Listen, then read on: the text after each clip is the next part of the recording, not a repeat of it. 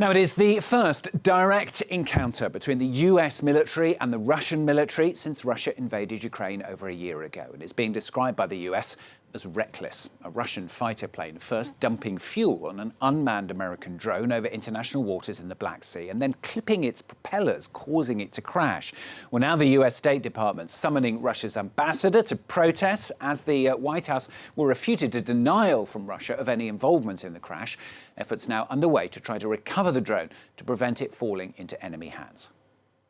We are continuing to assess exactly what happened, but I think based on the actions of the Russian pilots, it's clear that it was unsafe, unprofessional, and I think the actions speak for themselves. What we saw, again, were fighter aircraft dumping fuel in front of this UAV and then getting so close to the aircraft that it actually damaged the propeller on the MQ-9. We assess that it likely caused some damage to the Russian aircraft as well.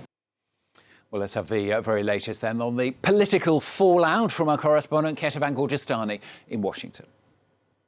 Unsafe, unprofessional, and reckless. That's how the White House described the actions of Russian fighter jets that led the U.S. to have to bring down one of its own surveillance drones. The Pentagon saying that the unarmed drone was intercepted by Russian fighter jets above international waters, that it was then harassed for about 30 minutes before one of the Russian jets actually clipped the propeller of that drone, leading it to have to be brought down in those waters. This account was denied by Russia, which insists that there was no contact between these aircrafts.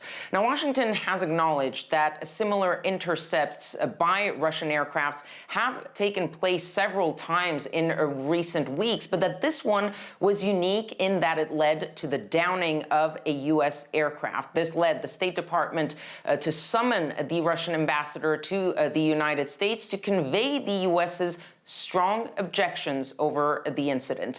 But so far, U.S. officials have steered clear from outright accusing Russia of voluntarily downing that U.S. aircraft. But the message to Moscow remains very clear nonetheless. If this was an attempt to deter and dissuade the U.S. from flying and operating above international waters in that area, it has failed. That was the message from National Security Council spokesperson John Kirby, who added, that's just not going to happen.